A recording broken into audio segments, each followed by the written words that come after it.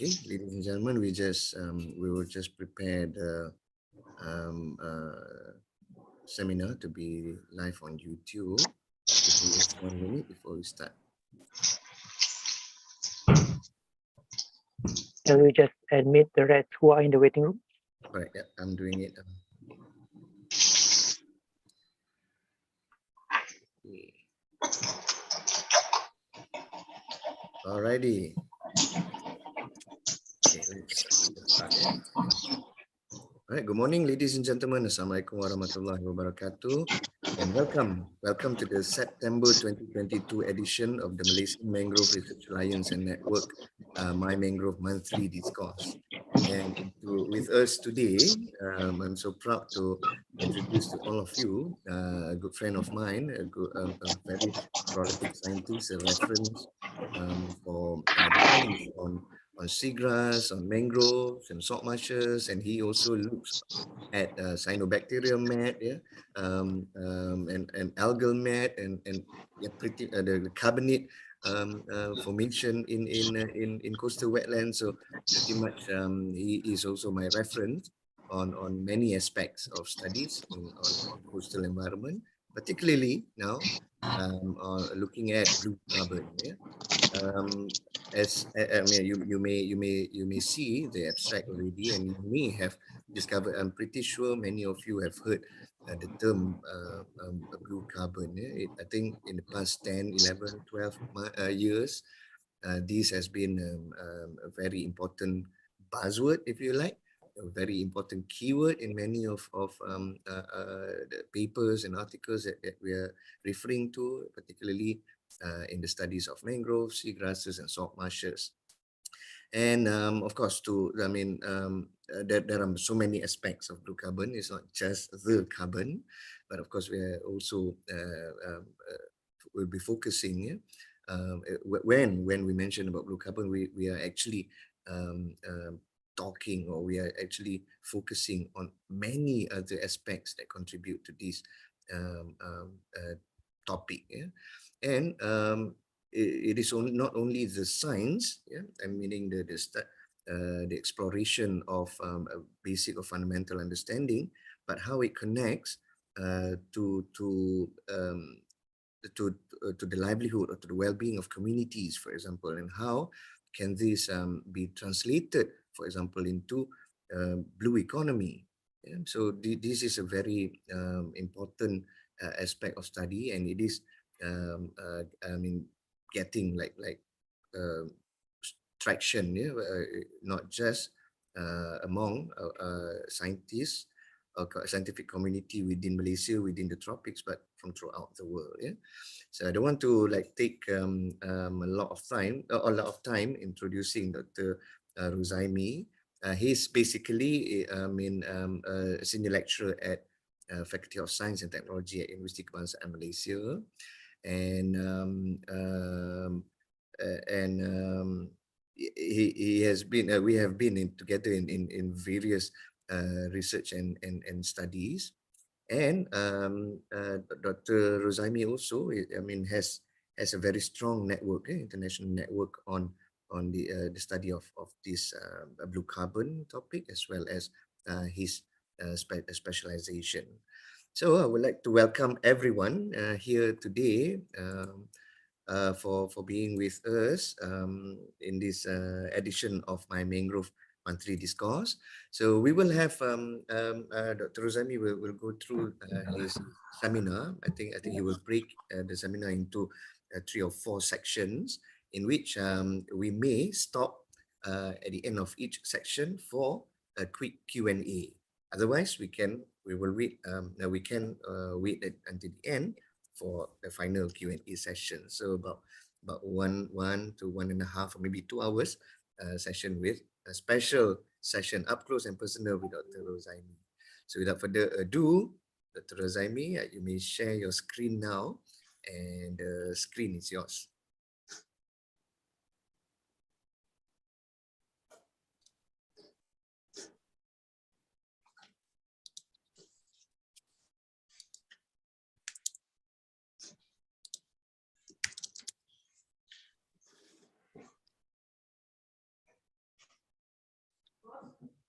Buka aja Pak. Oh, baik.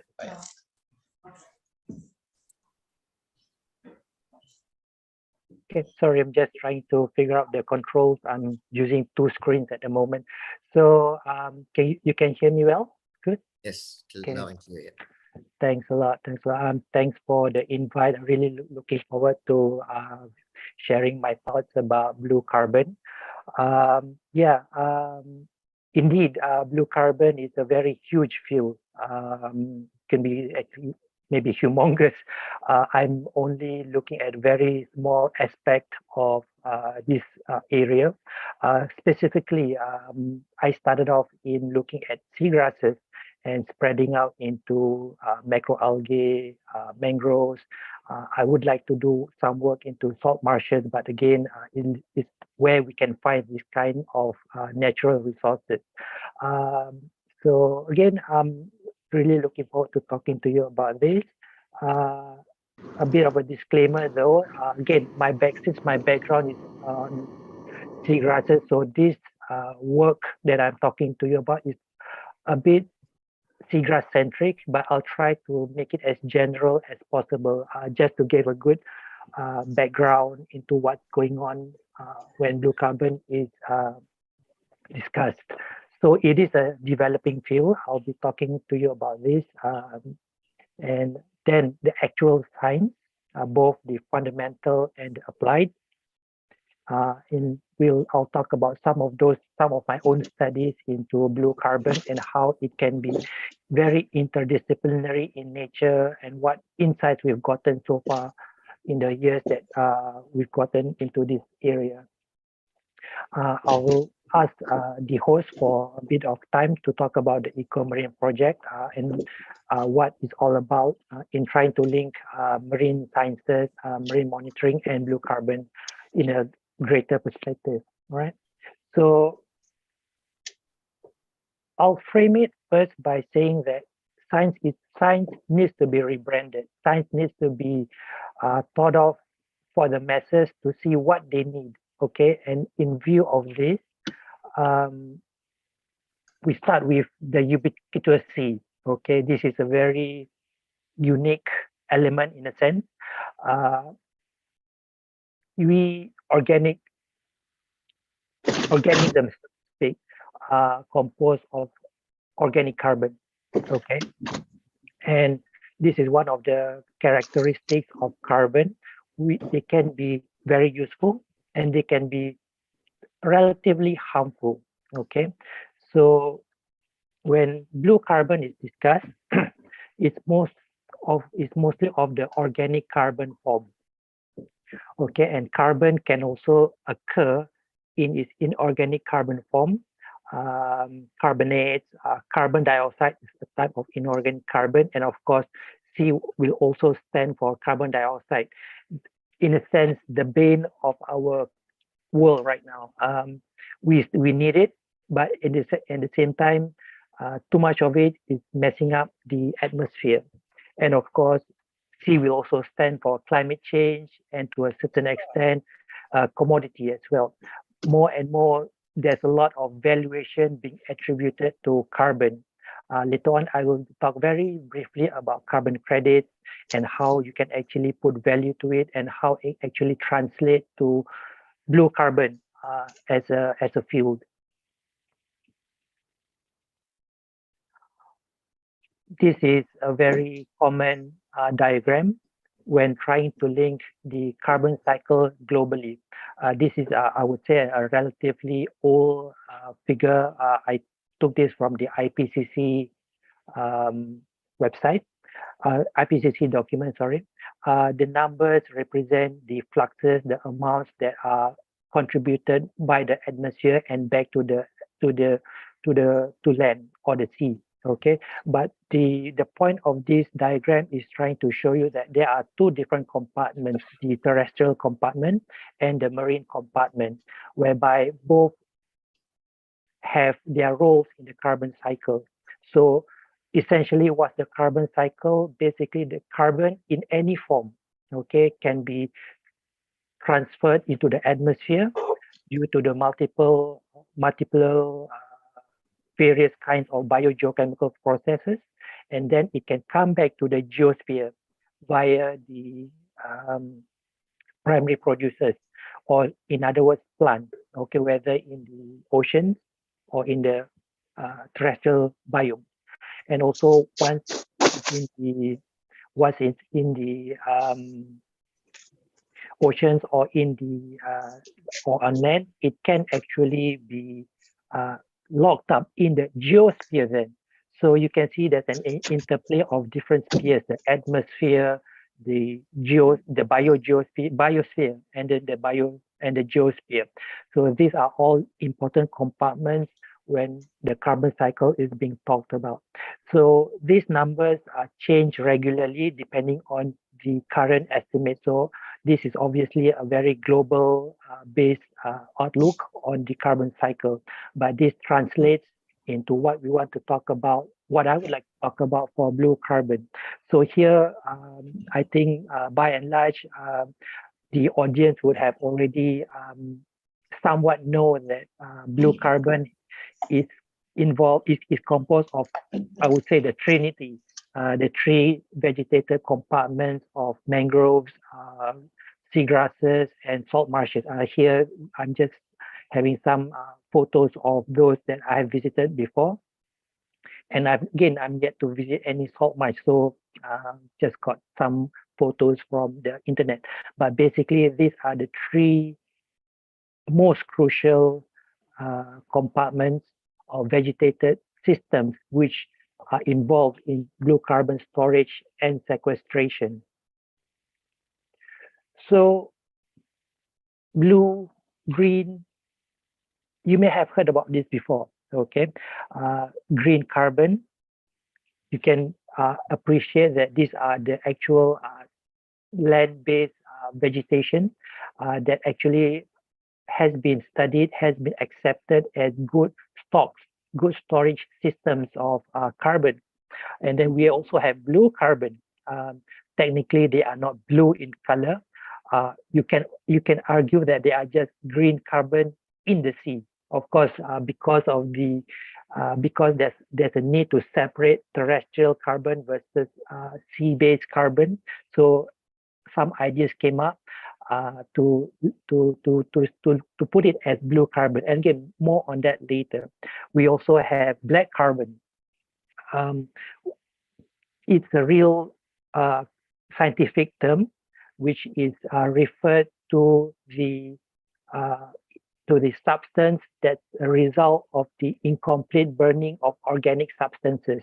We see that black carbon can be like coal, graphite. These are the purest form of carbon, but not necessarily black carbon on its own. So there is a subset, yes, but black carbon is also important because they are one of the ways that carbon is locked up within the ecosystem, whether land or at sea.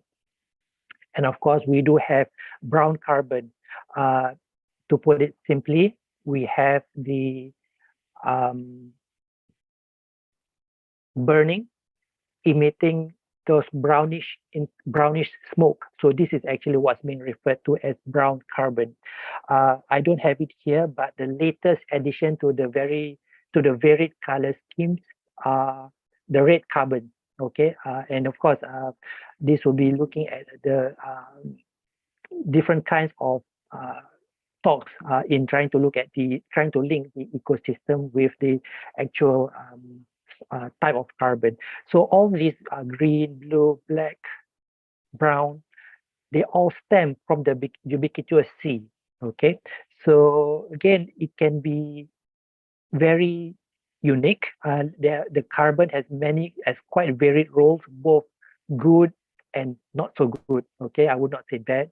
That putting carbon on the bad light totally. But in any case, it all, should I say, started, or did it really started by this report that came out back in 2009. So in this report, they actually define the role of marine-based system in being able to store carbon, being able to sequester carbon. So storage and sequestration are two slightly different things altogether. But in this report itself, the authors actually define the main compartment of salt marshes, mangroves, and seagrasses, although there are connectivity between other ecosystems in the deep sea, in the estuaries, which can contribute carbon stocks within these vegetated systems. But did it really start from this report? And obviously the answer is no. So I'll give you a bit of a history, a very short summary of how blue carbon actually developed. So at least my journey into blue carbon started with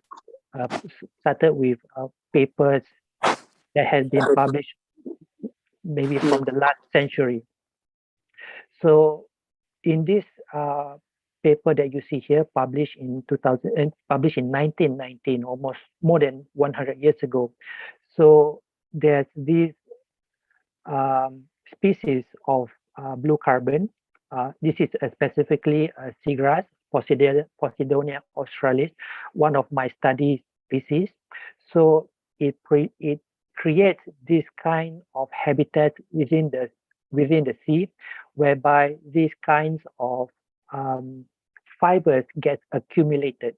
Okay, so this serves at one point in time as a sort of like harvestable and sort of like being mined directly from the ocean. There were applications for textile, but mainly for the cellulose content within it, within this matrix here. So this Posidonia mat, so what we call mat as the matrix between living matter, dead matter, and the minerals and the sand within the oceans. So this actually can store carbon in huge amounts. Back in 1919, they did not know that carbon can be stored and what's the relevance of carbon storage for the future. It was immediately harvested or mined for agriculture, for some agricultural, but mainly for industrial purposes, cellulose, downstream products for papers, clothes, and so on. And there's also some ideas of using the cotton-based, the cotton that can be produced by these fibers into artillery materials, like when you put a cotton inside the gun, and that's how they can actually make use of it.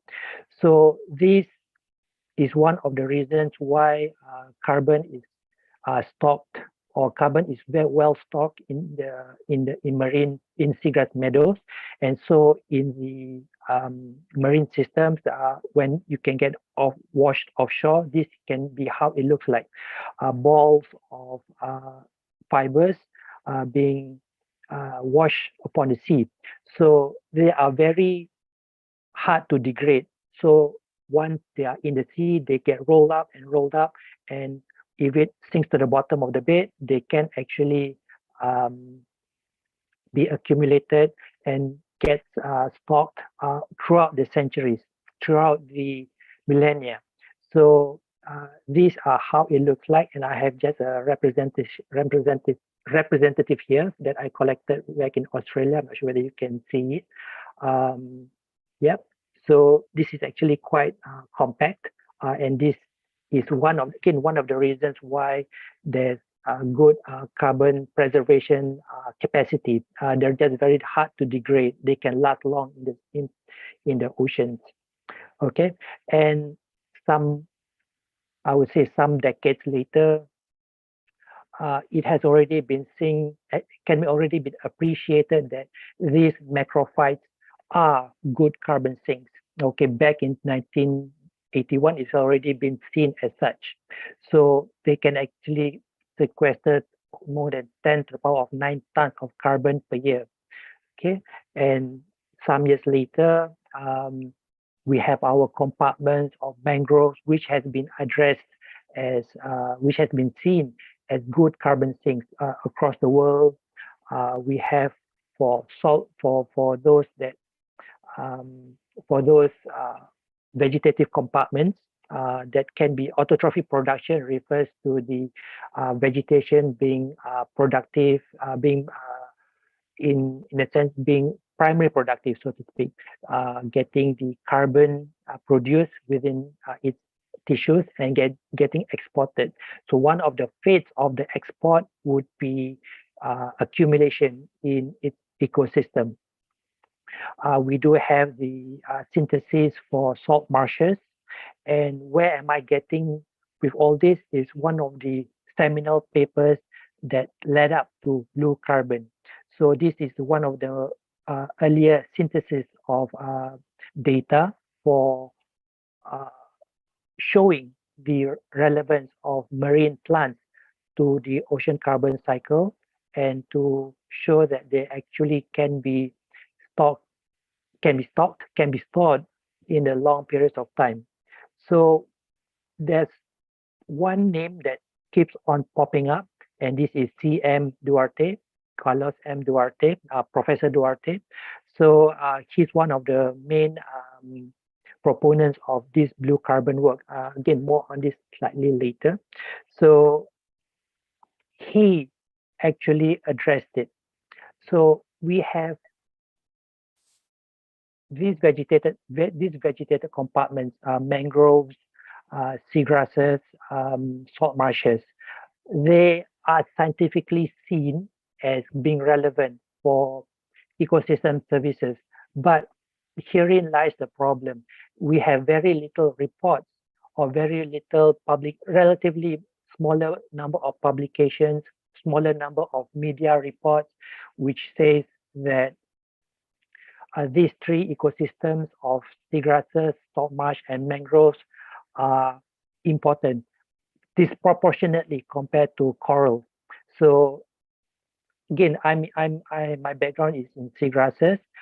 There was a recent seagrass conference or seagrass workshop earlier this year, and this matter has been raised again and again over the past so many seagrass workshops. I'm not sure whether it's the same thing that happened for mangrove people, salt marsh people, but there's always a comparison between why do corals get all the notice, all the media coverage. We seagrasses needs to be studied as well. But again, you can see it's not actually a competition. When the science is there, the science needs to be appreciated. But when research funding is involved, media coverage is involved, the more sexy ecosystem will always get the coverage. And of course, I'm not saying corals are to blame, but of course, this is more towards the rebranding of the science, and this is where I'm getting at. So knowing this, this name again pops up, Professor Duarte.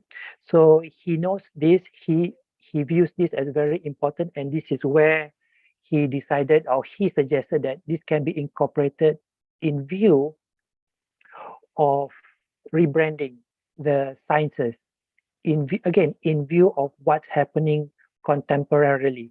Right now, everyone's talking about climate change. Everyone's talking about the problems that changes locally, regionally has upon humans, upon societies. So by and large, the world is trying to look for the simplest, the most cost-effective ways to address global climate change. And at the same time, when you have this matter being looked at, then it becomes the case for conservation becomes more pertinent. The case for highlighting these ecosystems becomes more obvious. And of course, ever since blue carbon was coined back in 2009, there was a relatively larger expansion of work, larger or wider expansion of media coverage of seagrass science, salt marsh science, especially. I think mangrove is okay on its own because they are, in a sense, above water, and they are you. It's not out of sight. It's not out of mind. So seagrasses out of sight, out of mind, are probably one of the reasons why we have not as much coverage of seagrass research compared to the other um, ecosystems, right? So basically, this is one of the reasons why um, the rebranding is important. And again, another smart way of coining what's happening in the world right now, the Planthropocene. Okay, okay. So before I go into this, it's a very short note that I'll have a few. Just bear with me. So blue carbon has been taken up by the IPCC. It has been spoken in the recent. Blue carbon has been touched upon in the recent UN climate change conference. Okay, and it has come to a point whereby we are going into another epoch, okay, another era in the age of the earth. Okay, so we do have the Anthropocene. So I guess the Anthropocene should not be something new already, but the term Anthropocene was already controversial when it was first coined, when it was first discussed before. And of course, Anthropocene basically is the era whereby humans are changing the condition of the climate at such a pace, at such an extent that it has to be an epoch on its own, and it has to be an era of its own. Again, relative to what's before the Holocene, the Pleistocene, and so on. Of course, these are eras in the geological timeline whereby uh, significant events change, significant events occurred to designate the next phase of the Earth geological history. And in this, again, in this specific publication here, I would say it's a very smart um, conjoining of plants and the Anthropocene. Here we have it, the Planthropocene. And another way of rebranding the science to say that the time for plants is now again, I would say, because in the geological history, plants have a role in shaping the world as it is. But now more and more plants are even more relevant. More and more research are showing that plants can mitigate climate change. Blue carbon is just one instance. And again, this is just some uh, information on what Professor Duarte has been speaking about before. Uh, his work, his ideas is readily available online. I would definitely look at his work to see how science is rebranded, whether those that, especially those that are less obvious, but still very highly relevant to the well-being of the earth, the well-being of people at large. Okay, so this is basically what we have for blue carbon, and a lot of resources has popped up. These are just some reading material, very light, not very scientific, but written by scientists. Within these articles here, I'm just showing you a link that you can follow through. Again, if you would like to know more about from the beginning all the way to the applied aspects of blue carbon. So here we have the first take-home message, and maybe if you would like to have some discussion, I would put forth that the rebranding of science is very important, or any branches of it. We have to take stock of what we know, and we have to take stock of what we can sell to the masses. Of course, sell as in what we can relate to the masses as what they may think as important for their well-being. The masses may not know of what's important. It's our job as the the holders of knowledge. Uh, I would not use the word scientist, but I would more use the term as the the custodians of knowledge to relay what's relevant and what's important of course, in our own perspective, and that's where that's the beauty of science. We can agree upon, we can disagree upon, and there's room for discussion. And obviously, real-time situation needs to be taken in consideration. Climate change affects everyone, and basically, this is something that we need to really, really think about for our future well-being. All right. So again, this is the one take-home message. I don't know, Dr. Aldri, our host, should we stop for some short discussion or we can continue? Yes, Either way, it works for me. yeah, if you want to catch your breath or sip of coffee, yeah, I mean, like the first section is very interesting. Thank you for doing this, Rozaimi, because I know the traditional way of learning, for example, like understanding or chat or really delving into hardcore fundamental aspect of science, right? And then there are issues with communicating science as well, and we see the progress. Like for example, social media, right? As I just about register as a Facebook user, suddenly there are other applications, for example, of social media that are more maybe attractive to younger generations, for example, right? So there you go. So repackaging or redesigning on how we carry out research, we communicate science. Yeah, that's a very good idea, and I see that. Fairly quick transformation then from Anthropocene to Planthropocene now. I mean, like if you're talking about geological time scale, right? And of course, as we repackage or as we try best to like communicate fundamental content or fundamental knowledge of science, all the custodians of knowledge. We must not forget the basic principles which are very important. Otherwise, we will. Whatever messages that we want to disseminate would probably skew to other unexpected use or maybe can be very manipulative. Yeah. So there you go. I think that tallies with the message of your first section. I open for anyone who would want to add to Dr. Zaimi's point or the first section of the talk. Anyone? Yes, we have Tuan Ramli. Hi. Yeah, thank Hi, you. can you hear me? Yes. Okay. The seagrass, mangrove, and marshes were mentioned as a source of sequestration. I'm just wondering how about planktons, foraminifera, the corals and others that accumulated on the seabed, do they contribute to sequestration? Very good question.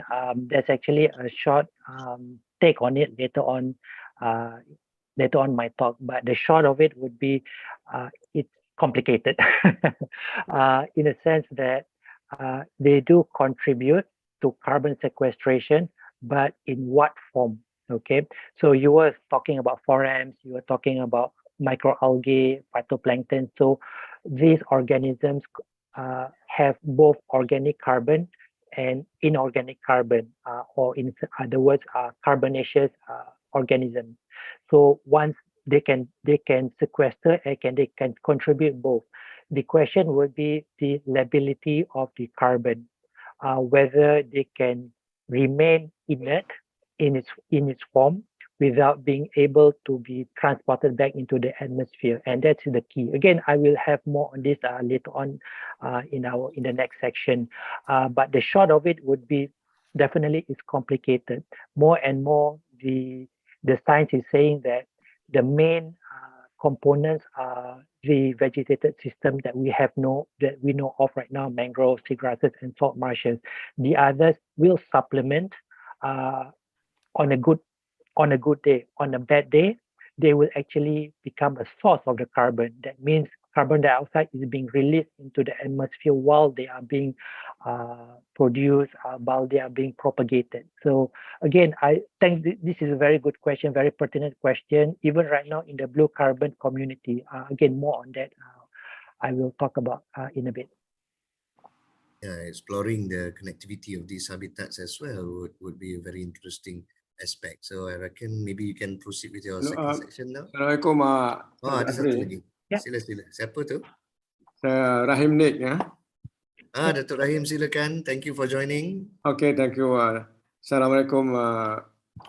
Just now, the speaker mentioned about the discussion within IPCC, the potential to include the contribution of blue carbon in the cycle of GHG measurement.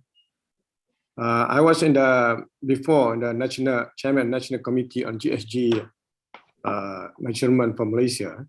Of course, currently the blue carbon contribution to the entire GHG measurement is not there. But I'm glad that if in future IPCC can include the potential of blue carbon in the whole process. As you know, for Malaysia even, the role of the green carbon, be it from the forestry, from the cropland and other, already tremendous. So should we can include in future the role of blue carbon, we met our component of sequestration and carbon storage will be more. So I hope they will continue to get the highlight from IPCC in future so that this blue carbon can be included in future. Thank you. Indeed. Again, probably a lot of the audience are getting ahead, and I think we did very well versed with carbon and greenhouse gas emissions. Again, I will speak a bit about NDC, nationally determined contributions, a bit just in the next section. Definitely, these are some of the things that we can incorporate further down the applied side of blue carbon. Yeah. Again, thanks for the comments. Before I move on to the next section, I will just comment on what Dr. Aldri had mentioned about social media. I think Dr. Aldri is very apt, very good in disseminating information, very networked via social media, and it's actually a very good platform. In this day and age, the message needs to be communicated, not just communicated correctly, but needs to be communicated fast. So that's the beauty of the science. It changes. The progress of science needs to be communicated very, very quickly. Otherwise, we will just get left out. Even blue carbon, it started back in 2009, but as you have seen, way ahead, way back, it's already been being bandied as a solution for carbon storage, as a means of carbon storage rather. It's only in the recent years whereby more and more awareness had been given for it as being a viable solution to address climate change. And definitely is something that we need to think about for future and also for the future generations. Minding you that the future generation is also all about social media kind of thing. Right. So again, thanks a lot for the comments so far. Let me just proceed on into the actual science of blue carbon. Okay. So my role is again more towards the fundamental side, and the IPCC had already defined that there are all biologically driven carbon fluxes and storage in marine systems that are liable or amenable to management. Okay, nowhere in its statement does it specifically say mangroves or seagrasses or salt marshes, but this is where the clarification of blue carbon comes in. It's not very, how should I say, direct, whereby all the carbon within a mangrove soil comes from the mangroves per se. There's always like a mixture of the carbon from mangrove derived and non-mangrove derived. Same for seagrasses, same for salt marshes. So the science needs to be clear. How much of it, how much did the blue carbon vegetation actually contributed to the blue carbon storage? How much of it was actually imported, of course, into the ecosystem? And this is where the connectivity work comes in. I'll just go straight on into the current estimates. We have based on these three ecosystems. I would like just to point out that regional and global values are very variable, change very, very often. And this is one of the, I would say, one of the very good synthesis of the work that's out there. I've taken up from this work by Daniel Alongi, published back in 2020, and this is one of the most comprehensive and latest estimates that we have globally. So what we can see, what we can appreciate here when we talk about blue carbon is the area of coverage here will be globally, and how much the carbon is stored or how much is stored in the form of megagrams organic carbon per hectare. How much of it is in the global averages? What's the burial rate? What's the averages and what's the rate globally? Okay, here what we have as the conversion rate, how much of it is being sort of lost annually. Okay, mangrove, salt marshes, seagrasses, of course, threatened ecosystems are converted into other uses by anthropologically, but also natural losses also ensue. So this is some of the estimates. And here what we would have the carbon emissions, carbon dioxide equivalent per year. So based on stoichiometry, based on the calculations, we can equate how much organic carbon that's within the ecosystem and how much is actually equivalent in terms of tons of carbon, or even here is picograms of carbon dioxide equivalent. So this is how we can actually put the corollary between organic carbon and carbon dioxide, because when we quantify the carbon within the ecosystem, whether it's in the living biomass or in the soil sediment compartment, we put it in its elemental form, the carbon form. Okay, you have seen the earlier slide before of atomic weight of 12.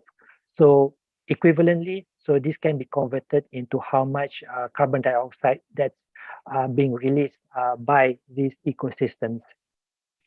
Okay, so what I do have here would be, again, I've said earlier, we have changes or we have updates in the data throughout the years at the global level and also at the regional level. They, of course, change more often, but local estimates are pretty much more consistent because we have the carbon that is estimated, let's say, in the soil compartment. They do not change very often, and some of the recommended surveys or monitoring of blue carbon puts it as once every 5 years or even once in every 10 years. The data will still be relevant for looking into the downstream applications of policies and conservation and so on. Right. So what we do have then would be some representation of what's happening all over the world. Okay, so here on my left, we would have the distribution of carbon stocks, again, specifically organic carbon stocks for mangroves. If you A to F are specific area estimates, to know more about it, you will have to go into this publication. But here we can appreciate that Southeast Asia stocks lots of mangrove carbon, lots of data from this region. In a sense, it's not coincidental because Southeast Asia is still one of those areas with lots of mangroves. Even though mangroves are threatened, I think Dr. Aldri will probably can comment further on this, but we have still quite good mangroves over in Southeast Asia, and this is where lots of the carbon is stored. Okay, and we have also locations where seagrasses are being studied for looking at the blue carbon. Here, this is one of the seminal papers for looking at seagrass carbon. You can see that, okay, this is back in 2012, but this paper is still being referred to for looking at seagrass blue carbon. You can see that it's pretty spread out. Okay, a lot of the concentration is in the Mediterranean, and this is one of the knowledge gaps that we have identified in moving the blue carbon for seagrass science forward. Okay, and of course, for salt marshes is also similarly. Records of salt marshes are across the world, but again, depending on the latitude, they have a tendency to be occurring in higher latitudes. Of course, it's a marsh system. I think we do have past records of salt marsh plants being present in tropical areas, but not in the form of large ecosystems when they are actually called salt marshes. The same thing as we do have seagrasses everywhere in the world, but the ecosystem function of it being a seagrass meadow is what makes it good, effective carbon storage agents. Okay. Again, so if we can go back to this map, again, disproportionate number of data that has been researched upon in the North America compared to elsewhere in the world. Okay, but again, this is more progressive work on its end. We do have local data, regional data over the years. Again, these are papers that are at least 9 years old, almost 10 years old already. But again, progressively more and more data has been presented. One of the latest that I've seen for salt marshes is the data that comes from Sri Lanka.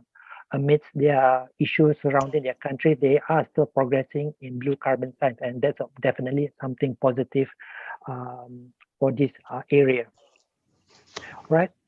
So, sorry to say. Okay, so we do have the fundamental side of blue carbon, or should I say the fundamental science, and also the applied science.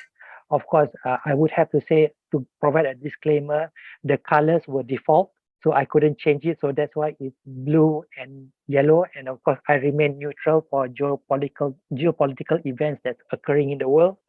So I hope you know what I'm trying to say. But in any case, what the slide is trying to say here is that it's very interdisciplinary. Okay, so please bear with me. This is very theoretical and very connected in a sense. So what we do have would be the biological side of blue carbon. And that's where we know that the tree of mangroves, seagrasses, salt marshes are the main components.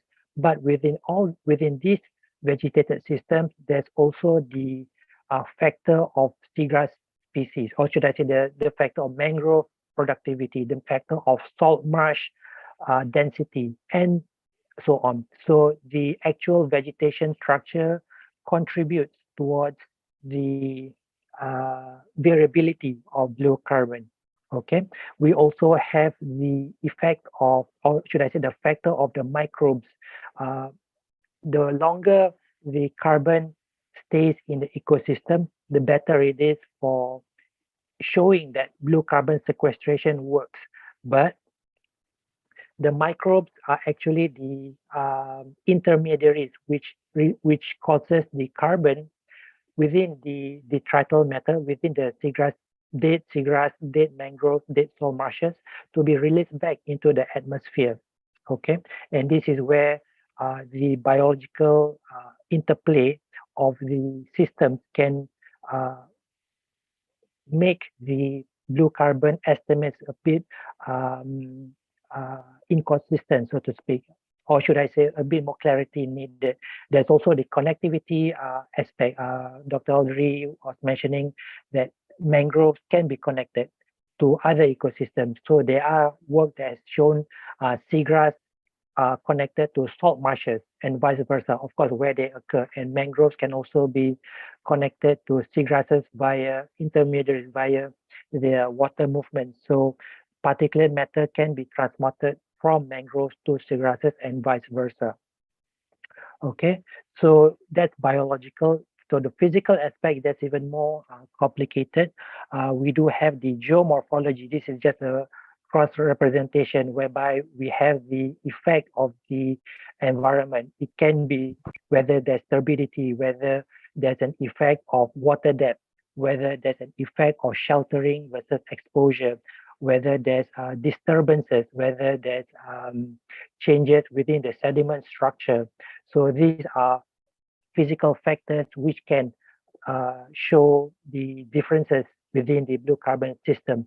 And more data has been shown that the sediment characteristics, specifically the grain character, the grain sizes, the proportion can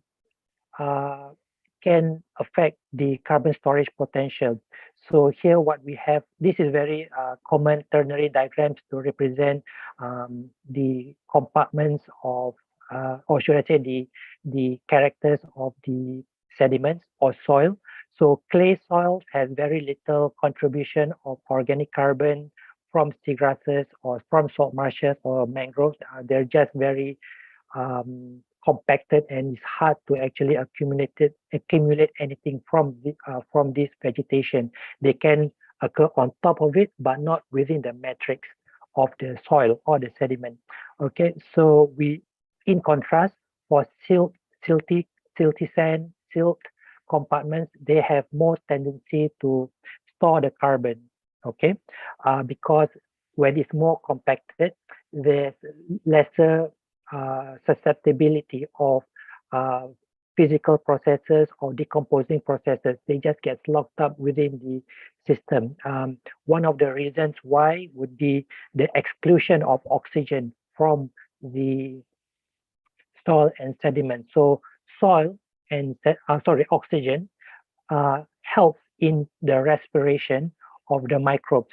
As you would have seen the previous slide, when I talk about the role of microbes in decomposing detrital matter, the more the microbes are exposed, the more they can actually convert the organic carbon that is inert, that is already stored in the ecosystem back into the atmosphere as carbon dioxide. Okay, so this is one of the reasons why smaller size sediment particles are one of the positive factors for carbon storage. For larger grain sizes of sand, they have a lesser tendency to store carbon, store organic carbon. But of course, there are definitely exceptions to all this. Okay, and of course, the latitudinal factor. Okay, so there is a tendency for cold areas of the world to have more carbon in their systems. Some of the seagrass meadows of the subtropics of the temperate areas can actually have more seagrass derived carbon within their ecosystems compared to what we have in the tropics. Okay, and of course, there is also the element of time. Of course, time is not actually physical, but I couldn't find the more appropriate categorization. But the longer the carbon is stored within the system, the more that it can show the carbon is being locked up, and therefore that's what blue carbon is all about: the permanence, the longevity of the carbon that is undisturbed, relatively inert, staying put, accumulating over time. And this is where, again, showing the potential of these vegetated ecosystems to store the carbon for up to thousands of years. So there are, again, leading to chemical techniques for radiocarbon techniques and dating techniques, lead-210 techniques, which we often use to designate the age of the sediments, age of, and also down the line, putting the carbon accumulation rate based on the sediment accumulation rate. So carbon 14 is what we use for the specimens that are of thousands of years in age, led to 10 about the 22 years, or even within the quarter of the century. So this tells you the short-term accumulation versus the long-term accumulation potential. Okay, so those are the fundamental aspects of blue carbon, and this is where I'm still actively doing work. There are definitely, I forgot, there's also the chemical side, and this is what our audience had talked about earlier. So please bear with me. We have carbon dioxide, okay? The plants take it up via photosynthesis and convert it to organic carbon. For other plants, specifically calcifying macroalgae, they can also produce biogenic carbonate within their tissues. Okay, so carbon dioxide can also be converted via other organism groups. You have your foraminifera, you have your ostracods, you have your shells, you have your mollusks. Again, calcifying organisms, they produce biogenic carbonates. So biogenic means it has a biological origin. So they cannot actually be considered as blue carbon because it's not a balanced scenario whereby during the carbonate production, the organism actually becomes a carbon source. Okay, so this means during the biochemical processes of producing the carbonate, there is more carbon released rather than being taken up. So that's why we have this concept of carbon sinks versus carbon source. So back to our colleagues' question earlier on, there needs to be this balance. If it's a carbon source, there's no use to talk about blue carbon anymore. Okay, and this is in comparison to what we have for the mangroves, salt marshes, and seagrasses. When they are converted via photosynthesis into organic carbon, the natural processes will remineralize the carbon back into carbon dioxide. Again, this depends on the exposure and, of course, the chemistry. Again, the interplay of the biology, the physical conditions. Okay, and this is where the locking up, the exclusion of oxygen can lower the rates of the remineralization. When it is stored within the soil or the sediment compartment, remineralization occurs, but at a very extremely low rate. So that's why it can be relatively said as inert carbon that is stocked within the system. And again, that's where blue carbon is looked upon. Okay, of course, for biogenic carbonates, they are, if I can digress a bit, susceptible for ocean acidification, another bane of global climate change, whereby it changes the chemistry of the oceans, making it more susceptible to release carbon dioxide from the carbonate particles, because on its own, the carbonates are mineral-like in nature. It's hard, obviously. Just think about your clam shells, your oyster shells.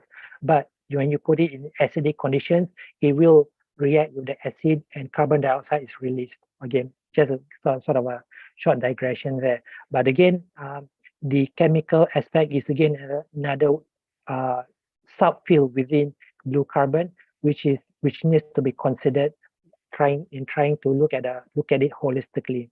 Okay, so what we do have here would be the fundamental aspect of blue carbon, and this is where I'm still actively doing work on. So we do have the applied side, natural resource management, policy, and conservation. This links to any kind of areas in looking at natural resources. Okay, and we have the stakeholders, ministries, governments, community-based groups, NGOs. We do need to have a guiding document. There should be a guidelines of so and so, convention of what and what, specific to local legislations governing the management and the protection of these specific areas. Okay, we have the marine protected areas, marine parks, which are good areas of both protecting the organism and also protecting the resource. And here we are talking about blue carbon as a resource within the system, whether the blue carbon is in the vegetated living biomass or the soil compartment or the sediment compartment. Okay, so for environmental economics, this is not something that I'm actively doing yet in this area, but there are the elements of carbon credits versus carbon offset. Basically, how much you can actually buy into conserving carbon as a natural resource. Okay, sort of like paying to keep the carbon stored, or versus if you have your own work going on in your industries, in your factories, you know that you are producing carbon. How can you offset it? By putting the equivalent amount of carbon that you release due to your industrial activities versus those carbon that is already existing and already stored in natural system, again, whether living biomass or the soil compartments. So this goes back to what I said earlier about the carbon in its elemental form and the carbon dioxide equivalent that you can actually calculate to have an equivalent measure, how much tons per carbon versus how much tons of carbon dioxide versus how much megagrams of carbon that is there within the natural system. So there are auditing firms which are looking into the offset system, the carbon credit system, and the accounting system.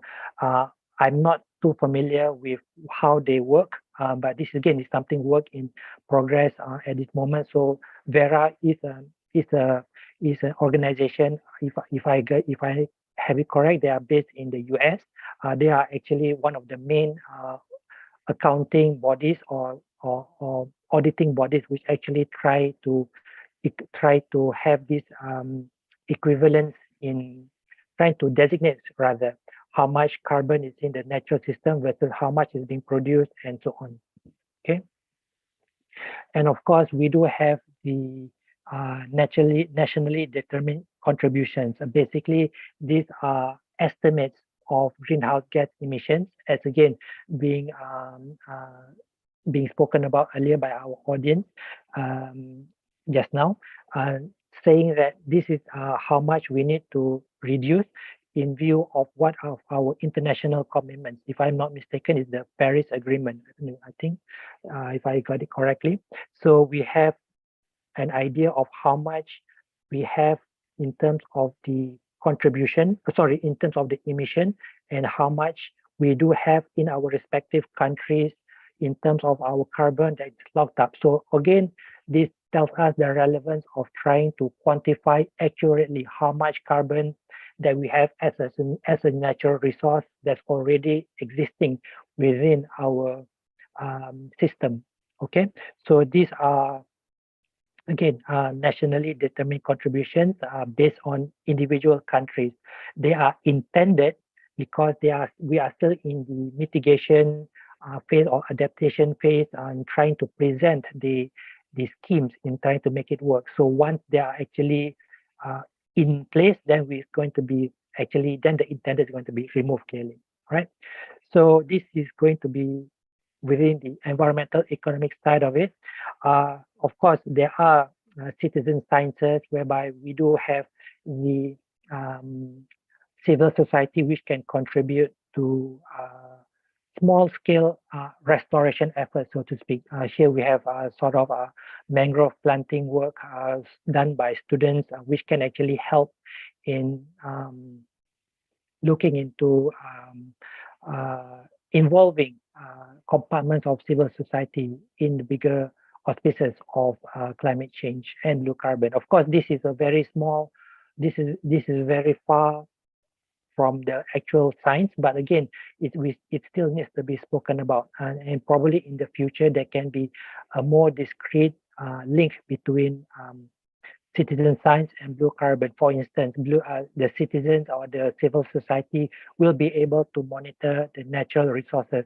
We see, we conserve, and we have to involve the civil society to take ownership of that natural resource for us to go further. Blue carbon is again one of the spillover effects or spillover uses or spillover importance of seagrass meadows, mangroves, forests, and salt marshes. Again, the more awareness is being spread, the more it's going to be, blue carbon is going to be more and more being made known across the world, right? Okay, so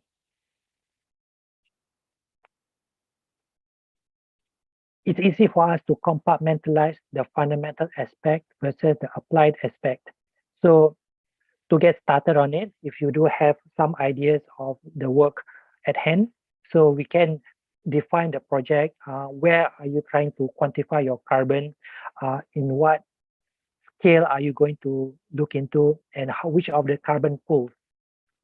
I did mention in passing that whereby we have the carbon stored within the living biomass or the dead biomass or the below ground biomass, below ground compartment of the soil and the sediment. So this is still the larger compartments of the carbon within any ecosystem, whether it's the mangroves or the salt marshes or the seagrasses. Okay. And of course, the replication, and of course, how often you would want to monitor or how you like to quantify the carbon. I've mentioned in passing earlier, the local estimates do not change much unless there are obvious changes into the ecosystem. For instance, if there's like a massive die-off or massive impacts of local scale disturbances, and probably that warrants a revisit of the area to see a before and after quantification of changes. So this is nothing new. Actually, so there is already a clear scheme for looking into, or should I say a clear manual in trying to designate steps from the very basic all the way to the more advanced techniques of including remote sensing, different types of vegetation, and so on. Okay, and this is one of the still one of the main documents that is referred for working on blue carbon. And of course, this is the fundamental side of things. What about the applied? So number one here is actually the steps that we have on the left here. So steps 2 and 5 onwards are actually the policy directives, institutionalization of blue carbon within existing schemes, whether data is sufficient, whether stakeholders are informed, okay, and what are the enabling conditions, both for the science as well as for the social aspect. How receptive will be the local government, the federal ministry, the state agencies? Do civil societies, how aware are civil societies aware of blue carbon? And thus all the way towards the actual mechanisms to developing the priority guidelines. Again, this is again nothing new for us in the blue carbon side of things.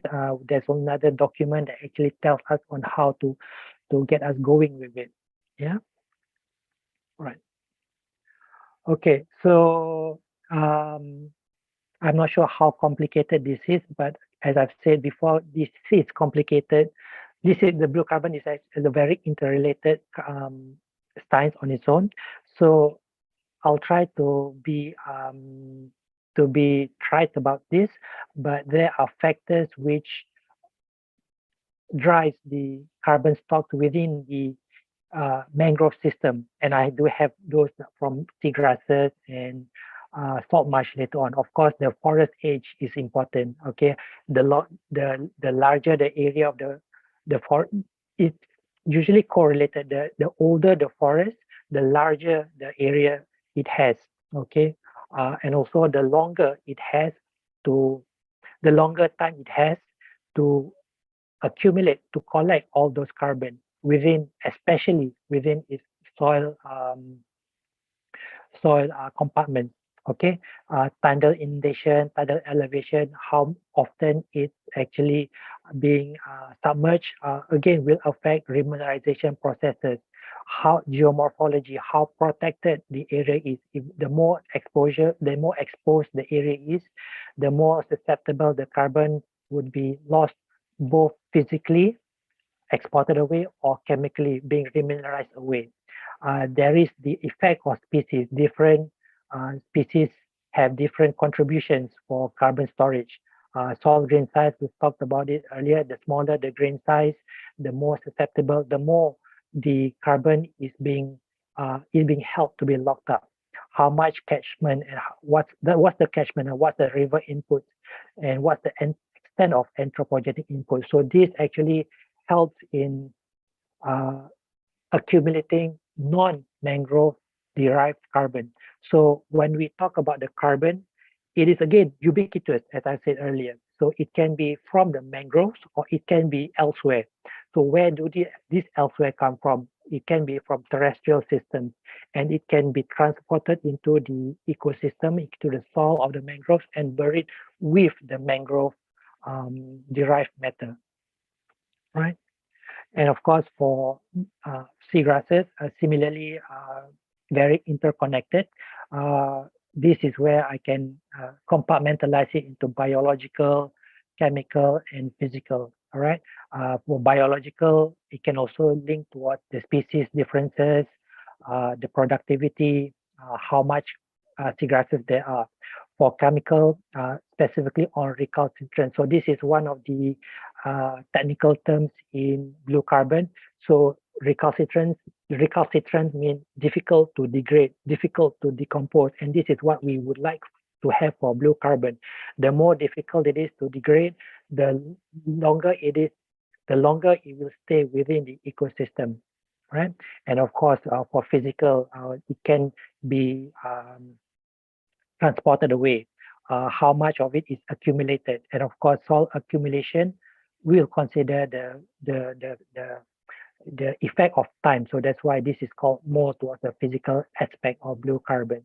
So we do have we did manage to do conceptual diagram. I was part of this paper in trying to find some key biogeochemical factors which drive organic carbon accumulation and sequestration in seagrass meadows. And this is what we have as a sum up. So there is the effect of water depth, productivity, and biological aspect, and of course the physical aspects of it. Salt marshes, in the same aspect, we do have, you can see that there's a similar recurring theme. Sediment characteristic, vegetation cover, latitude, I mentioned in passing earlier, there is a tendency for colder areas to store carbon, to be a factor in storing carbon, tidal range and elevation, specifically again for salt marsh. Again, you can see between mangrove forests, seagrass meadows, and salt marshes, similar characteristics, similar factors. Of course, there are other non-overlapping drivers, and this is also needs to be considered when we are talking about each compartment individually, or when we can try to generalize all the other compartments. All right. Okay, so this will be the next take-home message.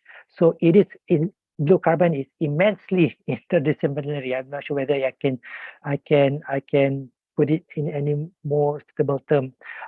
Many aspects of the system is considered when looking at quantifying carbon storage, and even when you have applied sciences to it, we have the role of the government, role of the policymaker, role of citizens, civil societies, and this needs all to be interrelated before we can actually say we have good carbon science ongoing. So maybe some question that you yourself can ask: where are you if you are if you are involved in blue carbon, or if you are thinking of being involved in blue carbon, which part of it would you like to be involved in? Yeah.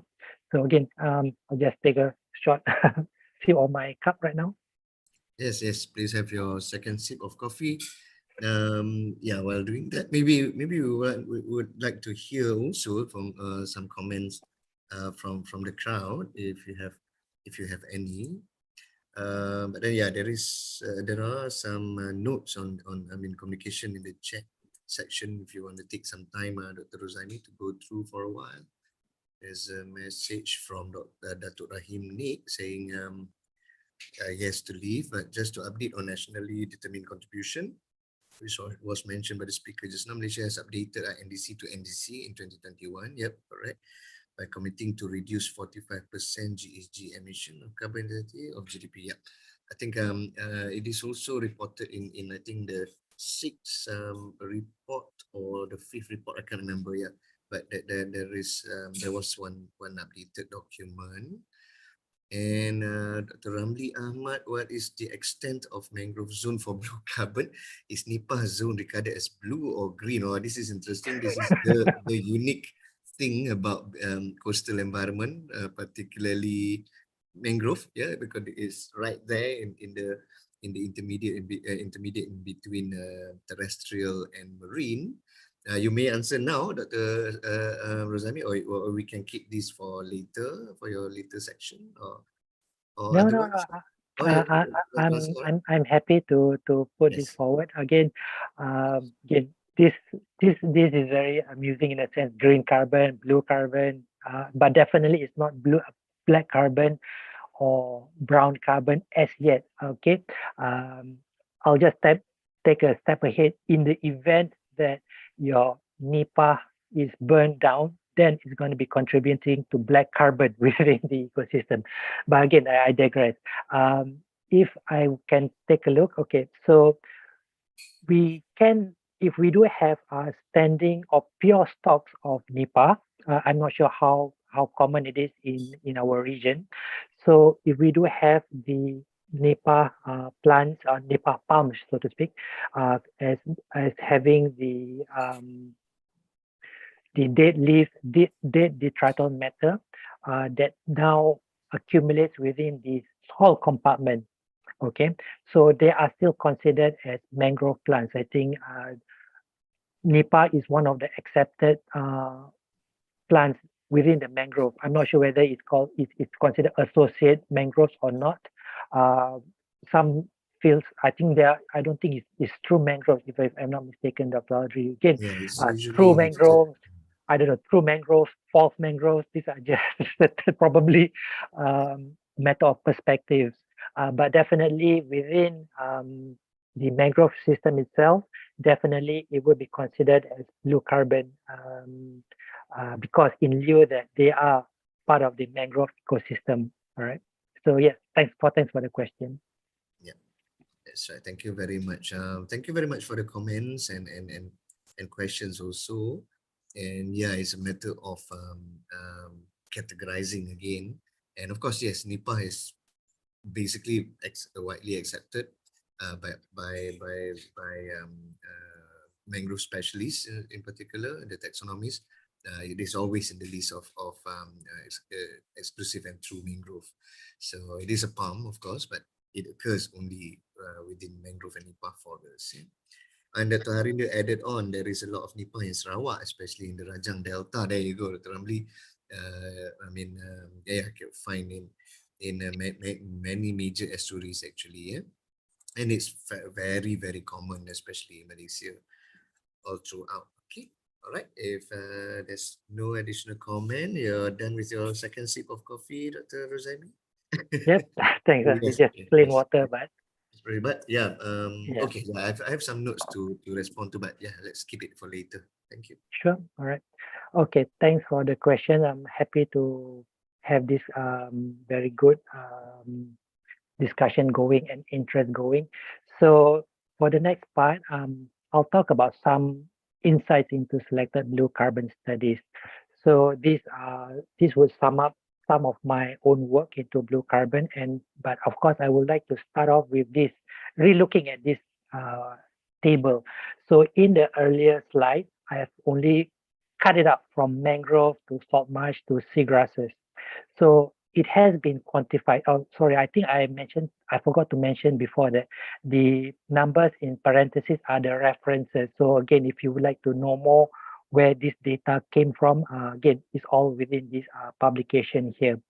So so the take home of this diagram or this figure or this table rather is that different compartments have their own individual scientific groups working on it. Okay, so there are the green carbon people and the blue carbon people. But one of the things that you can appreciate here would be the relative comparison between the area that each ecosystem is estimated at a global level versus the ecosystem service of carbon storage and carbon dioxide mitigation, carbon sequestration rate, and so on. So one of the main reasons why blue carbon vegetation compartment with the VCE vegetative coastal ecosystem are being banded on because they represent a relatively small area in the world, but they can actually disproportionately accumulate lots more carbon relative to the terrestrial biomes. Okay, we do have the coral reefs here as well, but as I mentioned before, it's not very straightforward to look at this just in a sense of carbon storage because there needs to be a balance between the carbon source and the carbon sink attributes of coral reefs. Because when the carbonate biogeochemistry is going on, the carbon is actually more carbon is being released rather than being stored. So of course, coral reefs have their own relevance for other ecosystem service functions. But for carbon sequestration and carbon storage, again, more needs to be looked into. Again, the science is still very dynamic. So again, another reason why I'm putting up this data here would be that each individual group has their own interests. And again, it's definitely not a competition, so to speak. Of course, there will be competition for grants, for funding, for research funding, and of course, for media coverage and so on. But ultimately, when all this combined, then you can see what is the value of our plants. We fall back upon the Anthropocene. So this is actually the importance of the plants within the next epoch. Okay, we have seen how much changes humans have done towards the ecosystem in our Anthropocene. So now, Anthropocene, the time of the plants is here, so to speak. Okay, so again, me being involved in seagrass work, so some of the work that we've done will be in some of these smaller papers that I would say it's not the small papers, but smaller contribution within these papers on these particular references. Okay, so back to what we've done before. So I started off doing blue carbon back in Australia. So here we looked at the comparison among seagrass habitats, mainly in Australia and in some other parts of the world. So there is a great variability when the seagrass species is being talked about. So here we have the largest species versus the smallest species, and there's already a difference in the variation. So A to C are representative of statistical differences. So here we have so many species. Some of these species can also be found in tropical areas, Halophila ovalis, Cymodocea, Halodiol, Cymodocea, Cygrincodium, and so on. So some others are more towards the subtropics and the tropics, subtropics and the temperate waters. So there is also the effect of the variation in sedimentation rate, and also thus the carbon accumulation rate depending on the habitat. So again, great variation there. So what was the take home of this? There are different capacity of carbon storage among different compartments among the meadows. So no two sites should be assumed as having a similar carbon storage unless otherwise proven. Okay, so one of the questions that we have raised would be, what about the small seagrass species? What about tropical seagrass meadows? Our work into tropical areas show that there is more imported carbon into the system rather than the in situ produced carbon within the system. So again, something that is progressing on our end. So locally, ongoing work in Tanjung Adang Shoal and Merambung Shoal over in Sungai Pulai in Malaysia, Johor, Malaysia. So we work on looking at what's within the sediment matrix, looking into some of the signals and the estimates of the carbon that we have within these meadows. So one of the motivation of this work is, again, there's no work done in trying to quantify blue carbon here before, and also trying to see how much carbon is actually being disturbed in view of the changes in landscape use. So this is, of course, the forest city development area. And again, we are still trying to get our estimates correct and trying to see whether the land use had, in fact, change the carbon storage potential of these seagrass meadows. So we did have some kind of provenance work, or should I say, determining the sources of the carbon. So within the sediment matrix, so there is interestingly quite a larger proportion of mangrove derived and particular organic matter. So we do have the seston, seagrass, epiphyte, macroalgae, and mangroves. So the actual contribution by the seagrass is relatively small, but because of its ability to filter, to trap nutrients and particulate matter, so they actually have a positive feedback ability to accumulate both carbon produced within the ecosystem and also those that are exported out.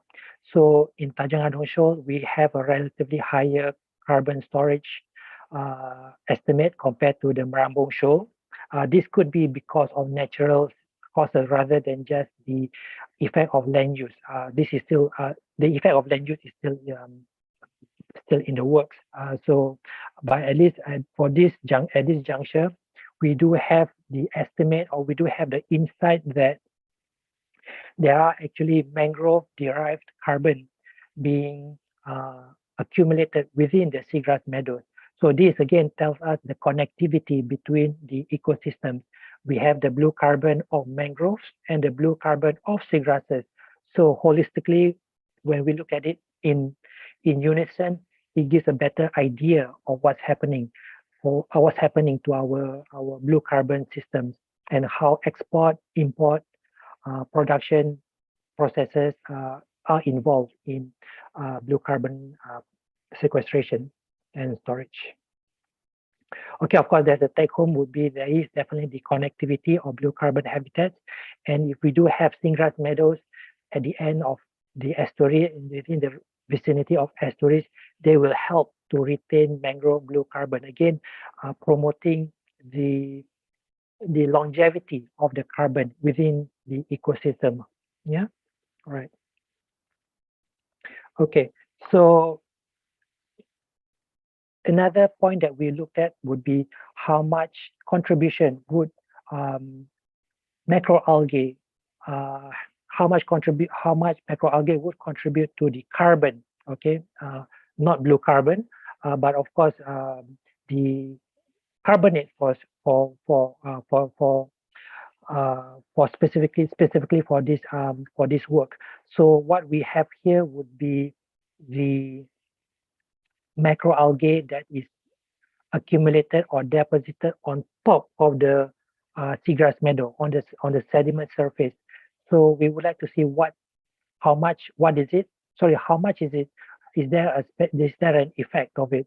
So there is the issue of the balance between carbon sink versus carbon source. But because they are accumulating there, and it's more likely to be imported into the area, we found that there's a very highly variable across the landscape, or should I say across the seascape and across time. So we worked on this some years ago when we got this published.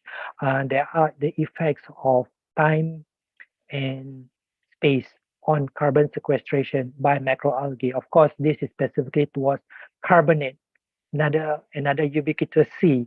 But of course, the macroalgae here can contribute also the organic carbon within its tissues. So if we can combine the organic carbon from microalgae, the organic carbon in the seagrass and the seagrass sediment itself, and the imported carbon from the mangroves, you can see that it can be a net sink rather than a source. But again, this is work in progress in trying to actually have a good biogeochemical balance or biogeochemical assessment of whether the meadows are sinks versus sources of carbon. Right. So some of the other international or regional based work that I've been involved in links to this question. Are there any extreme events that can affect blue carbon?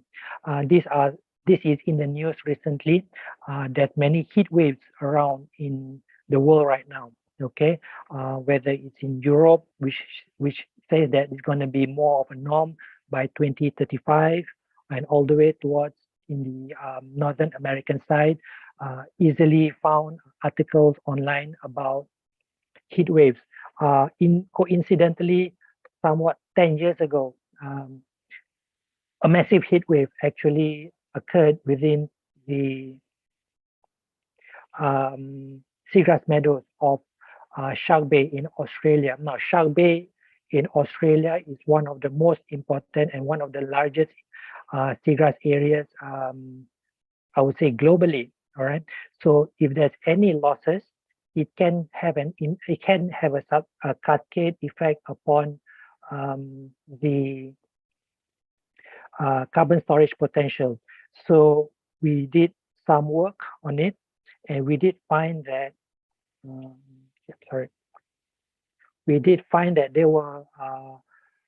there were significant losses. Okay, so the map that you see here are remote sense data. They have a very good monitoring system because it's a World Heritage Site, and there's a lot of seagrass research going on within the area. So we have lots of seagrasses all over. And back in 2014, after the heat wave occurred in 2011. So we have about considerable losses of the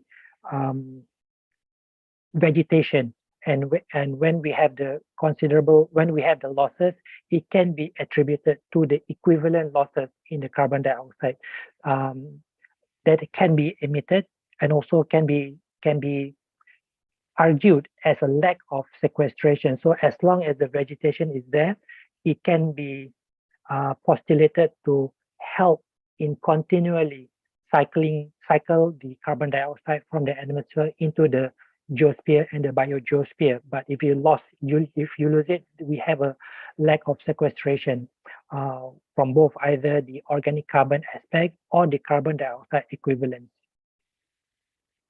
Okay, so one of the other work that we have been involved in would be, the take home would be the blue carbon in itself is vulnerable to episodic changes of the climate. Again, coincidentally, this heat wave occurred 10 years ago. Are we looking at a cyclical 10-year change in extreme events?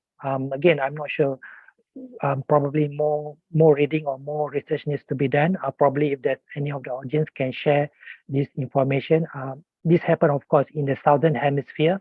The heat wave that we have 10 years later right now is occurring in the northern hemisphere. Of course, we are not experiencing major changes in our on the temperature, but of course, it's quite evident over in the southern and the northern hemisphere because they have seasonal effects in their yearly cycle rather than compared to us in the tropics.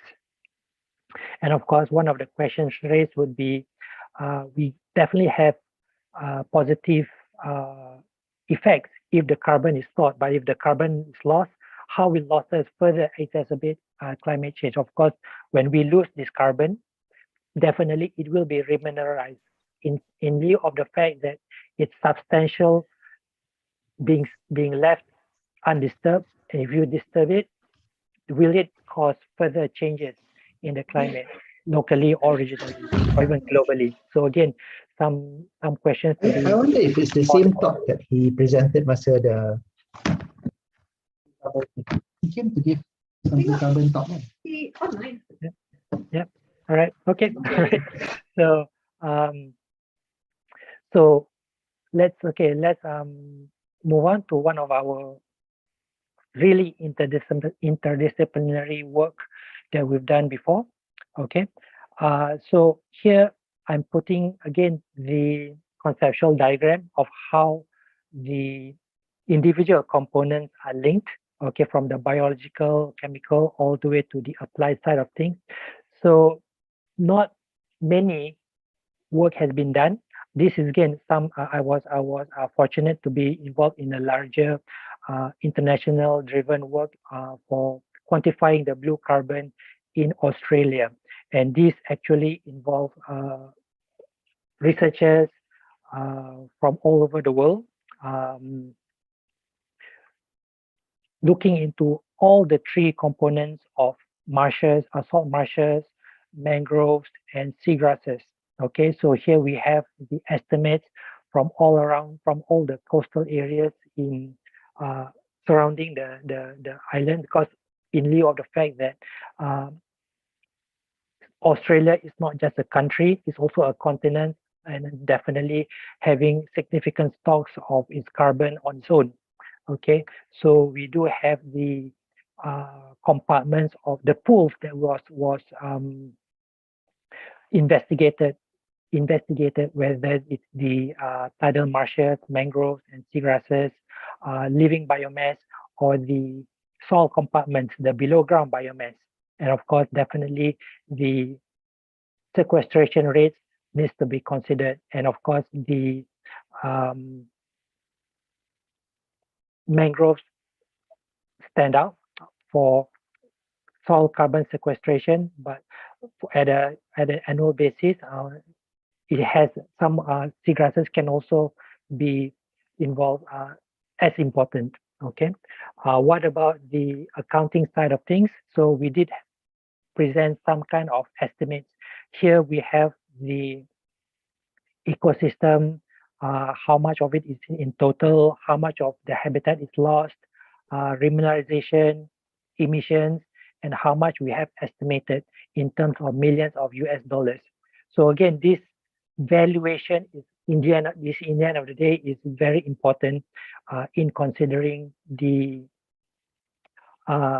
accounting for the carbon value. However, the question of the value comes into play.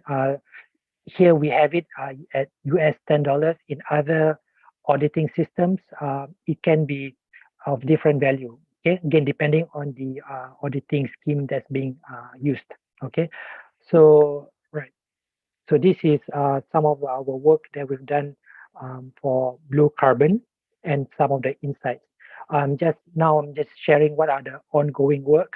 So these are some pictures that I'm sharing of the mangroves living very close to seagrasses. So again, the connectivity aspect is still very much in of interest.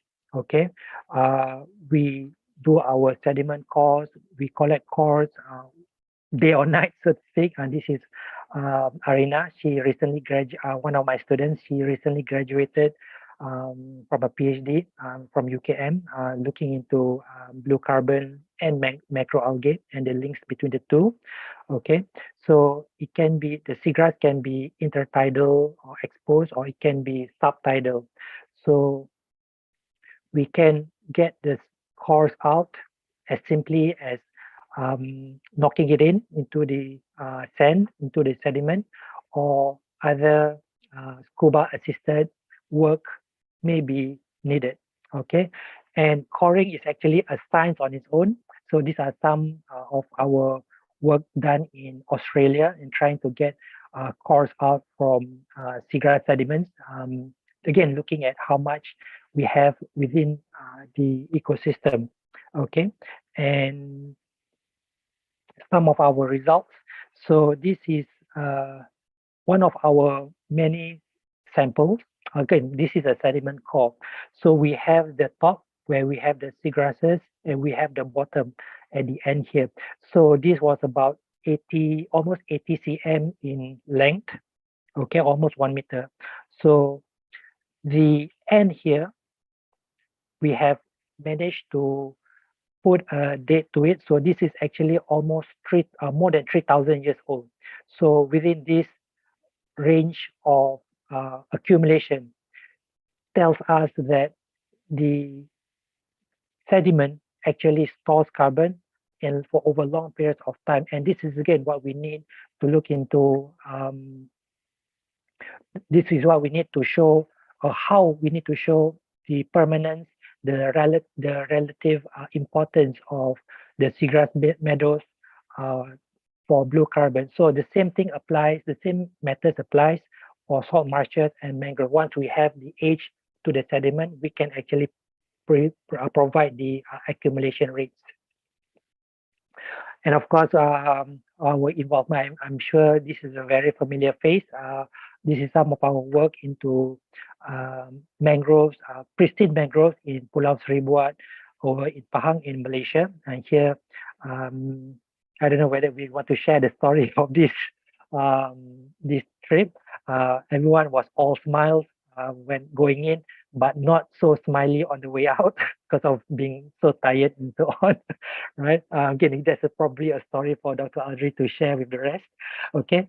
And ongoing work that is supported by our funders, CIMB Foundation. Again, we do acknowledge their contribution in trying to help in our work for blue carbon mangrove science, trying to look at what's the effect of disturbed areas, whether natural or not, in Kuala Selangor. This is in Selangor, over in Malaysia, and trying to get, again, cores out to look into the microbes, the biogeochemistry of the system, right?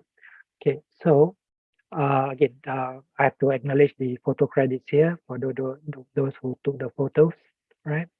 Of course, this is the take-home message, and maybe if need be some discussion right now. So there will be the subsidies. Again, subsidies in the scientific context means connectivity, transfer, or exchange of matter between compartments.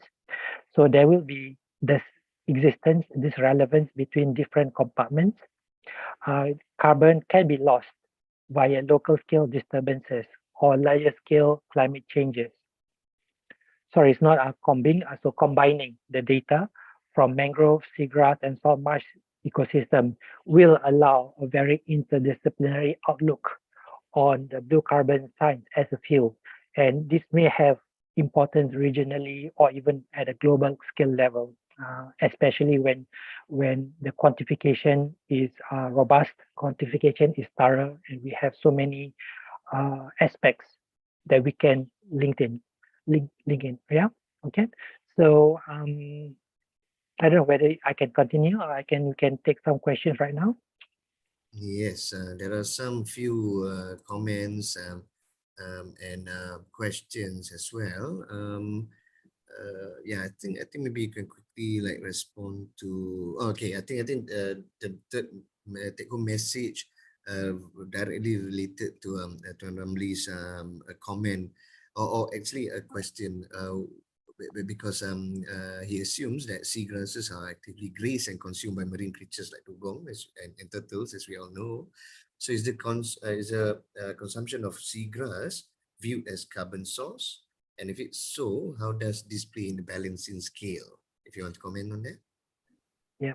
All right. Okay. Again, thanks for this comment. Ecologically speaking, it has a different ecosystem service.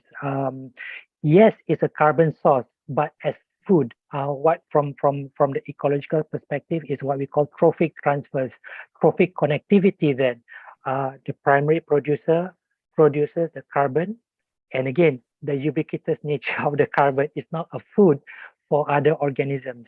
So definitely they are the food for grazers, and definitely these grazers will use this carbon as a source of food, correct?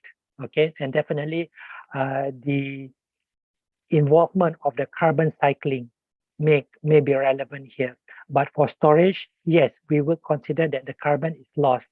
But again, the fact that the self-sustaining nature of the seagrass meadow is such that if it's balanced enough, the grazer will have enough to eat. At the same time, the seagrass meadow specifically will have excess carbon to release into the system, whether to either being recycled or being stored within their sediment compartments. So again, I would then say it depends on the meadow health. If as long as the seagrass meadow is healthy, it can continue indefinitely, so to speak. Yeah, I reckon it's a classic sing and sauce argument again.